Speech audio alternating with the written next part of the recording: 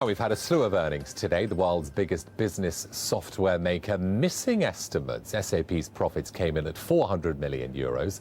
Analysts were expecting roughly 100 million more than that.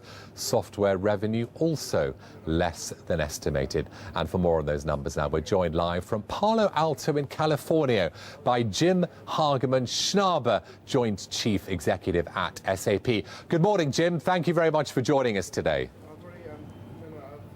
Good morning, Mark. Pleasure. Jim, as I did say in my introduction, on a net income basis, you did miss by 100 million euros. What's behind that miss? Well, in fact, we are very pleased with the performance in this quarter. It's the fifth consecutive double-digit growth quarter. We have software revenues up by 26%. And it confirms that our innovation strategy is the right strategy and appreciated by our customers, by the way, in all regions of the world. But Jim, you did on the margin side. Yeah. No, on the margin side, we expanded the margin by 1 percentage point, and we had guided for the full year that we would expand by a half to a full percentage point. So also from that point of view, we are spot on the plan that we have made for the full year. But Jim, you did miss your estimates. Can you tell us why? We did not miss our estimates. As I said, we are very spot on the plan. We are delivering exactly as we had expected. As you might recall, we articulated a very strong innovation strategy 5 quarters ago, and markets have been very appreciative of that. We've seen the momentum pick up on SAP, and obviously that drives expectations in the markets high. But I have to say that we are delivering exactly on the plan we had for the first quarter, and very pleased with the growth rates that we are seeing. Okay, I won't dwell on the earnings then. We'll let the markets decide a little bit later. On a regional basis, Jim, how's it looking for you? Obviously, you operate right across the world. Key areas, Europe, Middle East, Africa, the Americas and Asia Pacific region. How's it panning out on a regional basis for you right now?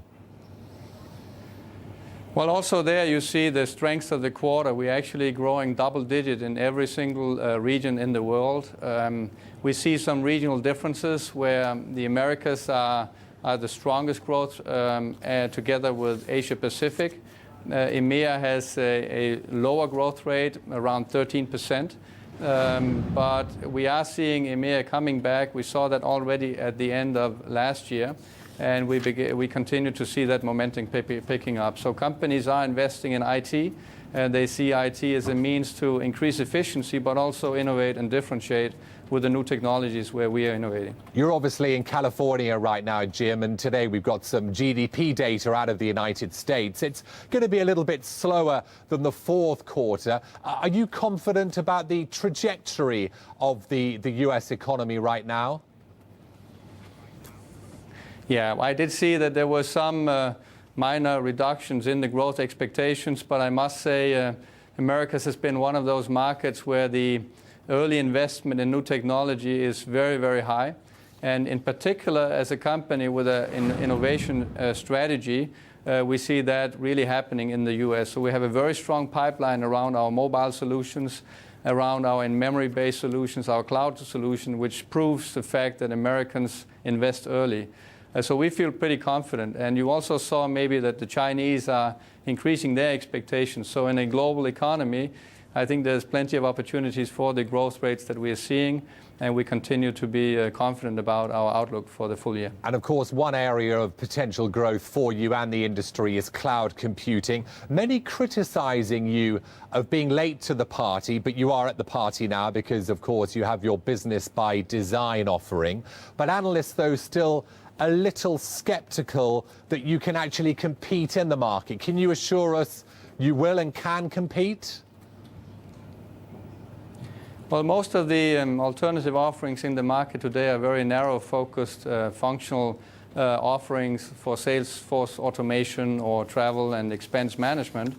And we took a very different approach, which took us longer because it's more comprehensive. We allow companies to run the entire business in the cloud. And Business ByDesign is exactly that product.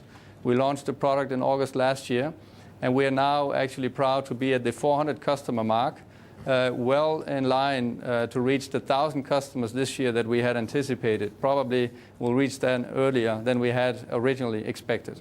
Jim, thanks for joining us today. We'll speak to you soon. Jim Hagemann Snabe there, the co-chief executive officer of SAP.